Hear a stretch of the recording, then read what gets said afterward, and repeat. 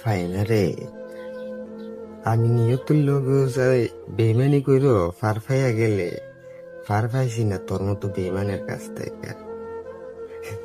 তুই আমারে দিলি জেনে শুনাইলি জেনে জানাইলি।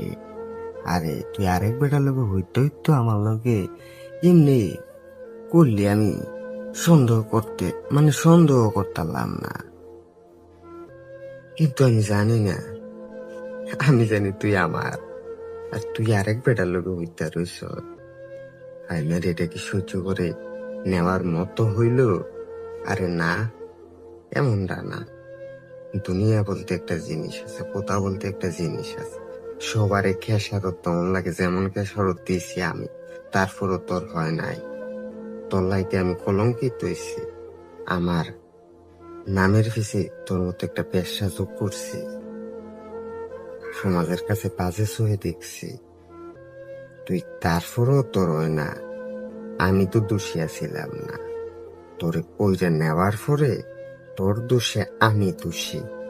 এবার এই হিসাব কে কেমনে দিব আমি জানি না। আমি তুই যেমনি শুনাইছস আমি যাতে এমনি শুনি, এর বাইরে যদি আমি শুনি সোনা পাখি, আমি তোমারে আই লাভ ইউ বলতে একটা ফোটাও দিতে করতাম না। হুশিয়ার সাবধান। আমি তো চাই তোর আমার 14 শিখে একটা টাইটেল দে, আমিও তো প্রমাণ করতাম চাই আমি কি হেসান। আমি দরকার আছে আয় দে, আমি তোরার লোকে তখন খেলবো যখন আমার এই আলামিনার মাথার উপরে ছায়া থাকতো না।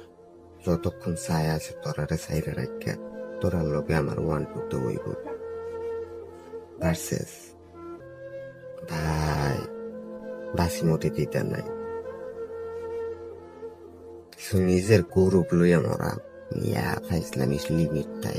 তোর যদি আমি কইরা তাই, আমার যদি ভুল হইতে খেসারত আমি ফাইতেই থাকবো, না ফাইলে আমি আমার নিজের জোর করে দেব।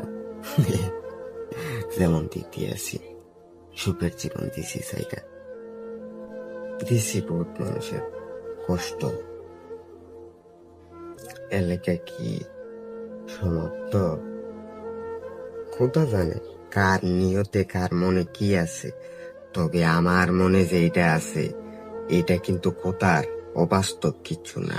বাইকু তুমি ইমরেন না হইতে পারো তোমার বইনেরে বাজারে বিক্রি করার মতো।